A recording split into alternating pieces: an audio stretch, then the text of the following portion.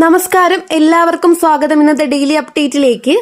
ഇന്നത്തെ പ്രധാനപ്പെട്ട വാർത്തകളും അറിയിപ്പുകളും വിശദമായി നോക്കാം. ദയവായി മുഴുവൻ അപ്ഡേറ്റുകളും ശ്രദ്ധിക്കുക. വീഡിയോ ലൈക്ക് ചെയ്യുകയും നിങ്ങളുടെ സുഹൃത്തുക്കളുമായിട്ട് ഷെയർ ചെയ്യുകയും ചെയ്യൂ. എല്ലാ ദിവസവും കൃത്യമായ വാർത്തകളും അറിയിപ്പുകളും ഈ ചാനലിലൂടെ നിങ്ങൾക്ക് ലഭിക്കുന്നതായിരിക്കും. കേരളത്തിൽ കടുത്ത ചൂട് തുടരുന്നു. സംസ്ഥാനത്ത് ചൂട് ശക്തമായി തുടരുകയാണ്. കഴിഞ്ഞ 24 മണിക്കൂറിൽ ഏറ്റവും ഉയർന്ന താപനില രേഖപ്പെടുത്തിയിരിക്കുന്നത് കണ്ണൂർ ജില്ലയിലാണ്. 37 ഡിഗ്രി സെൽഷ്യസ് ആണ്. എറണാകുളം, കോട്ടയം, കോഴിക്കോട് ജില്ലകളിൽ 35 ഡിഗ്രി സെൽഷ്യസ് വരെ പകൽ താപനില ഉയർന്നു. ഏറ്റവും കുറഞ്ഞ പകൽ താപനില തിരുവനന്തപുരം ജില്ലയിലാണ്. 31 ഡിഗ്രി സെൽഷ്യസായി രേഖപ്പെടുത്തി. രാത്രിയിൽ ഏറ്റവും കൂടുതൽ താപനില പുനലൂരിലാണ്. 20 ഡിഗ്രി സെൽഷ്യസ് ആണ്.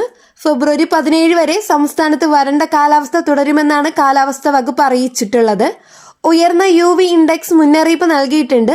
പ്രത്യേകിച്ച് ഉച്ചയ്ക്ക് 10 മണി മുതൽ 3 മണി വരെ സൂര്യപ്രകാശം നേരിട്ട് ശരീരത്തിൽ തട്ടുന്നത് പരമാവധി ഒഴിവാക്കണം. മത്സ്യത്തൊഴിലാളികൾ, പുറം ജോലിക്കാർ, യാത്രക്കാർ, വിനോദസഞ്ചാരികൾ, വയോധികർ, രോഗപ്രതിരോധ ശേഷി കുറഞ്ഞവർ എന്നിവർ പ്രത്യേകം ജാഗ്രത പാലിക്കണം. ആവശ്യമായ കുടിവെള്ളം കൂടുതൽ ഉപയോഗിക്കുകയും തല മൂടുകയും ലളിത വസ്ത്രങ്ങൾ ധരിക്കുകയും ചെയ്യുക. അടുത്ത വാർത്താ അപ്ഡേറ്റ്. UPI ഇടപാടുകൾ പുതിയ മാറ്റങ്ങൾ വന്നിട്ടുണ്ട്. ഡിജിറ്റൽ ഇടപാടുകൾ വർദ്ധിച്ചതിനാൽ ഫെബ്രുവരി മുതൽ UPI സംവിധാനത്തിൽ പുതിയ മാറ്റങ്ങൾ നടപ്പിലാക്കി. ഗൂഗിൾ പേ, ഫോൺ പേ, പേടിഎം ഉൾപ്പെടെ എല്ലാ UPI ആപ്പുകൾക്കും ഈ നിയമം ബാധകമാണ്. ഇനി UPI ഇടപാടുകൾ പരമാവധി 10 സെക്കൻഡുകൾക്കുള്ളിൽ പൂർത്തിയാക്കണം.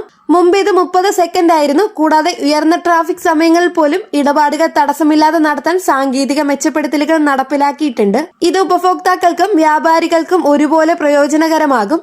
ഇടപാട് പരാജയങ്ങൾ കുറയ്ക്കുകയും സുരക്ഷയും വേഗതയും വർദ്ധിപ്പിക്കുകയും ചെയ്യും. അടുത്ത വാർത്താ അപ്ഡേറ്റ്. സ്ത്രീ സുരക്ഷ പെൻഷൻ വിതരണം ആരംഭിച്ചു കഴിഞ്ഞു.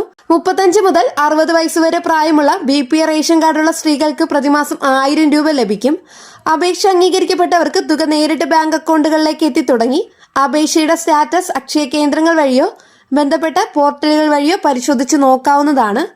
അടുത്ത വാർത്ത അപ്ഡേറ്റ്. റേഷൻ കാർഡ് വിഭാഗം മാറ്റം, അവസാന തീയതി എന്നിവയെ കുറിച്ചിട്ടുള്ളതാണ്.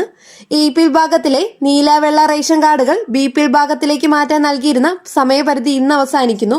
അർഹരായവർക്ക് വാർഷിക വരുമാന സർട്ടിഫിക്കറ്റ്, ആവശ്യമായ രേഖകൾ എന്നിവ സഹിതം അപേക്ഷ സമർപ്പിക്കണം. അക്ഷയ കേന്ദ്രങ്ങൾ, ജനസേവന കേന്ദ്രങ്ങൾ അല്ലെങ്കിൽ അംഗീകൃത ഓൺലൈൻ സർവീസ് സെന്ററുകൾ വഴി അപേക്ഷ നൽകാം. അർഹതയില്ലാതെ ആനുകൂല്യം കൈപ്പറ്റിയാൽ നിയമ നടപടികൾ ഉണ്ടാകുന്നതാണ്. അടുത്ത വാർത്ത അപ്ഡേറ്റ്. സംസ്ഥാനത്തെ സ്വർണ്ണവിലയിൽ ഇടിവ് രേഖപ്പെടുത്തി. 1 പവൻ സ്വർണത്തിന്റെ വില 1,16,120 ആയി. ഗ്രാമിന് 14,520 രൂപയാണ്. പവന് 880 രൂപയുടെ ഇടിവാണ് ഉണ്ടായിട്ടുള്ളത്.